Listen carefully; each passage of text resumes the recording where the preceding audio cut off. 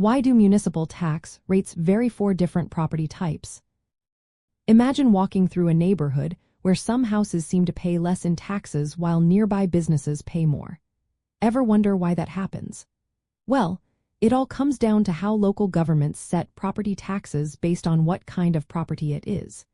Municipal tax rates are not the same for every property because cities and towns want to balance raising enough money for services with fairness for property owners.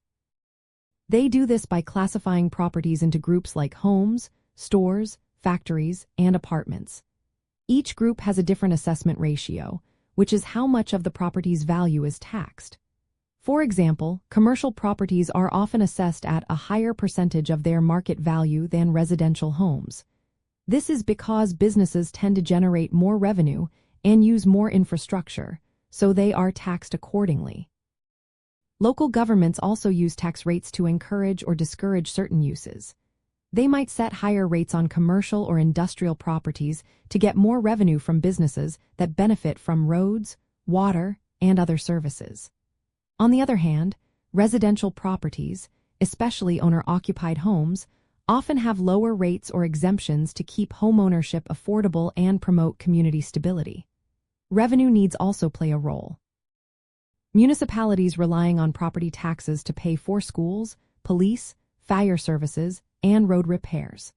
Different property types impose different demands, so the tax rates are adjusted to meet those needs. Property values and market conditions matter too.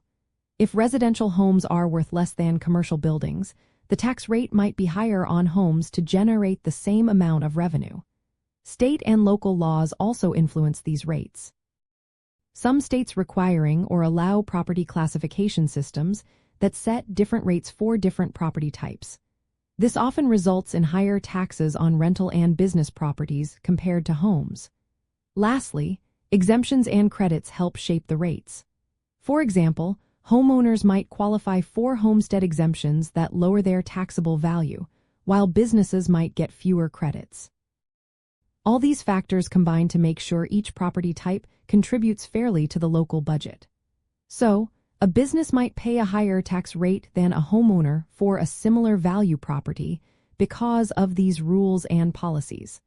Understanding this helps property owners know what to expect and how local governments decide on taxes.